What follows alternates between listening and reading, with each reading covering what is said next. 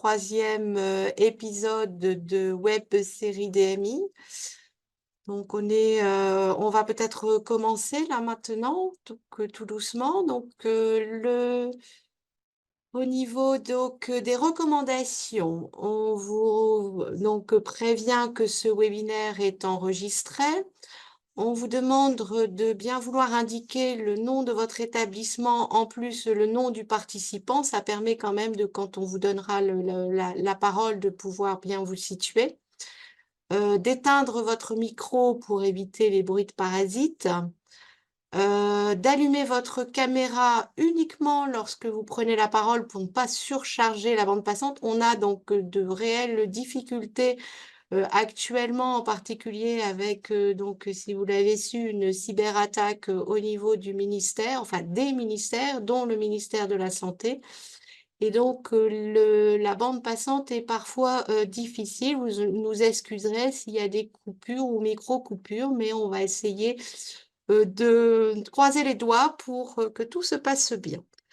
Vous pourrez utiliser l'option lever la main si vous souhaitez intervenir, et utiliser aussi le module questions-réponses si vous avez des questions ou des difficultés techniques. Les questions, en fait, feront l'objet d'une modération priorisation au regard du nombre important de participants. On attend donc à peu près 300 participants. Donc, vous voyez que il nécessitera d'avoir cette modération priorisation. Et de toute façon, les réponses vous seront apportées lors des temps d'échange. Diapositive suivante.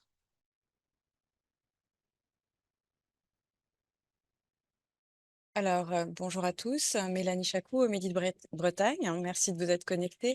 Rapidement, avant de laisser la parole, en fait, aux intervenants enfin, ah, il y a un problème de son? Non.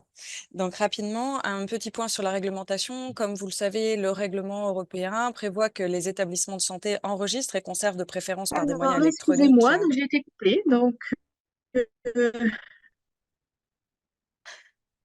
l'IUD des dispositifs médicaux implantables de classe 3 et qu'il est laissé en fait à la discrétion des États membres d'exiger qu'ils le fassent pour d'autres dispositifs.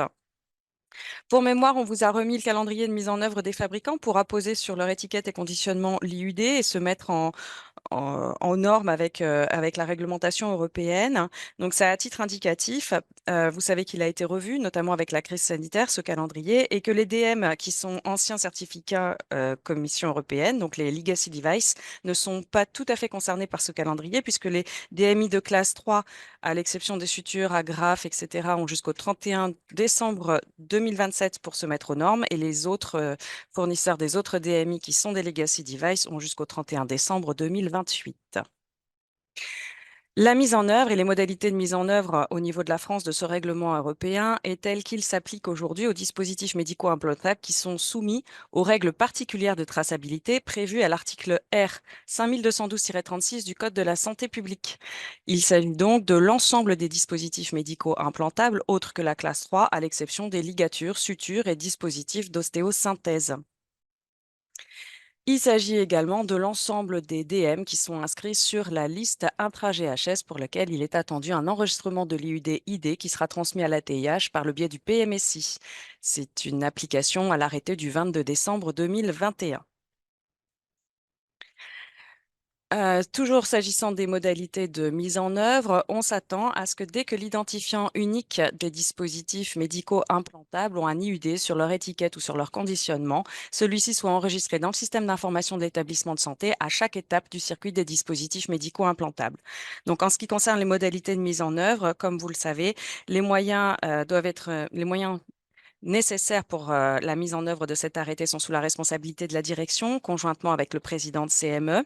Et les données de traçabilité, en fait, sont partagées dans le cadre d'une interopérabilité entre les différents composants du système d'information en temps réel, à l'aide d'un système d'identification et de saisie automatique qui contribue en fait à la sécurité sanitaire, à l'information du patient et à la remontée de données, que ce soit au niveau local, au niveau régional ou, le cas échéant, au niveau national.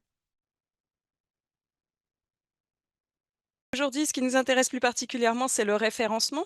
Et donc, vous le savez très certainement, dans l'article 10 de l'arrêté du 8 septembre 2021, il est question que la direction fasse procéder à une étude des risques encourus par les patients liés au circuit des dispositifs médicaux implantables, notamment en ce qui concerne le référencement d'une nouvelle gamme de dispositifs médicaux implantables, et que dès cette étude, suite à cette étude, elle veille à l'élaboration de procédures ou de modes opératoires en intégrant les différentes responsabilités. Donc, cette étude, elle fait l'objet d'une concertation préalable avec le président de la commission médicale d'établissement ou de la conférence médicale d'établissement. Elle porte à minima sur les risques pouvant aboutir à un événement indésirable, une erreur ou un dysfonctionnement à chaque étape du circuit des DMI ou à un défaut de traçabilité à chaque étape du circuit des DMI.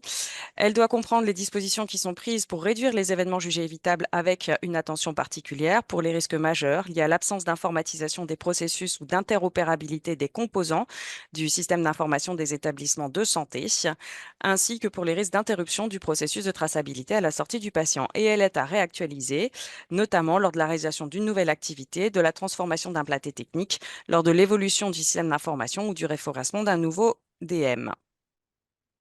Donc, quand on parle de référencement, et notamment article 15 de l'arrêté du 8 septembre 2021, on entend notamment l'ensemble de la liste des dispositifs médicaux implantables dont l'utilisation est préconisée dans l'établissement de santé, qui a fait l'objet d'une validation en commission médicale d'établissement et qui constitue ce qu'on appelle la base référentielle des DM et qui donne lieu à une fiche produit pour laquelle il est attendu un certain nombre d'informations, notamment l'IUD-ID, dès lors qu'il est disponible, on l'a dit, sur l'étiquette ou sur le conditionnement, le nom et la dénomination commerciale du dispositif médical implantable, la dénomination selon la nomenclature de référence en vigueur, le nom du fabricant, la référence ou le numéro de catalogue du fabricant, les dimensions cliniques et le cas échéant, le nom du distributeur et la référence ou le numéro dans le catalogue du distributeur.